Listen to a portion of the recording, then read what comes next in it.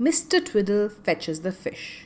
Mr. Twiddle, Mr. Twiddle, the fish boy hasn't been with the fish, called Mrs. Twiddle. Just put on your coat and go and fetch it for me, will you? And you might get the newspaper at the same time because it hasn't been left this morning. Mr. Twiddle jumped up at once. He had missed his newspaper very much and he was pleased to go and fetch it.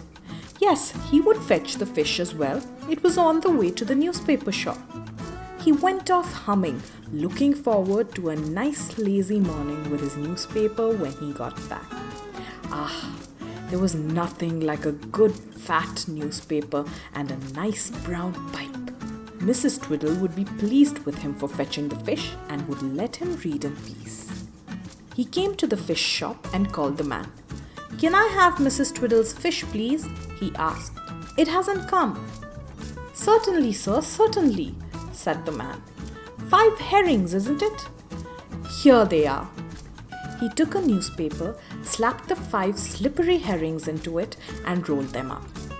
He gave the parcel to Mr. Twiddle, who slipped it under his arm. He set off to the newspaper shop. "My newspaper, please," he said to the man.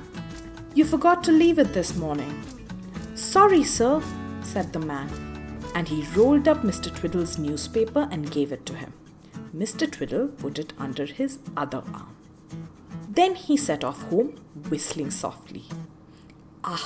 It would be nice to sit down in his armchair by the fire, unfold his newspaper, light his pipe, and puff away in peace whilst Mrs. Twiddle cooked herrings and he smelt the delicious smell of them. He reached home and slapped down his newspaper on the table. "Fish, Mrs. Twiddle, fish," he said. "Good fat herrings for dinner." He didn't notice that he had put his own newspaper on the table and had put the parcel of fish on his chair. The fish was wrapped in a newspaper too, so it wasn't a difficult mistake to make. Mr. Twiddle went to get his pipe. Mrs. Twiddle unrolled the newspaper he had put on the table. She looked astonished and then called to Mr. Twiddle. "Twiddle, what have you done with the fish? It isn't here." "Isn't there?" said Twiddle in alarm. "But it must be. I saw the man slap the herrings into the paper myself." "Then they must have dropped out, Mr. Twiddle," said Mrs. Twiddle crossly. "Just like you. You'd better go back and get some more." Mr. Twiddle stared in dismay. "But I want to read and to smoke my pipe," he said. "I'm tired." "Well, sit for 5 minutes and rest," said Mrs. Twiddle. "Then you must go, or we will have nothing for dinner." Twiddle sighed. Something always seemed to go wrong. He looked for his newspaper. Yes, he had put it in his armchair. The cat was there too, scraping hard at the paper. It could smell the fish in it, of course, but Twiddle didn't know that. He thought it was just his newspaper and nothing else.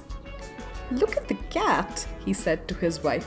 "I believe she's trying to open the newspaper and read it." "Fiddlesticks," said Mrs. Twiddle snappily. "Whatever will you say next? You'll tell me that the canary wants to smoke your pipe." Mr. Twiddle lighted his pipe. Then he took up the newspaper from the chair and sat down. He shook the paper and out fell 5 slippery herrings all down Mr. Twiddle's nice clean waistcoat and trousers.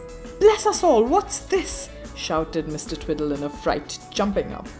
Mrs. Twiddle, there's something hiding in my newspaper. Big earwigs or something. Oh, they all jumped out at me when I opened my paper." The cat jumped at the fish in delight. She sat down and began to eat it. Mr. Twiddle beamed at her. "Look at that now," he cried. "The cat's attacking them, clever creature."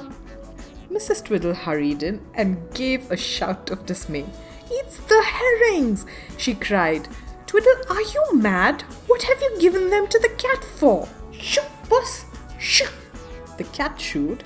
Mr. Twiddle looked foolish. Mrs. Twiddle picked up the herring, scolding all the while. "Really, what shall I do with you, Twiddle? giving me your newspaper and trying to read the herrings, and then giving them to the cat. Well, there will be one less for your dinner now, for the cats had one."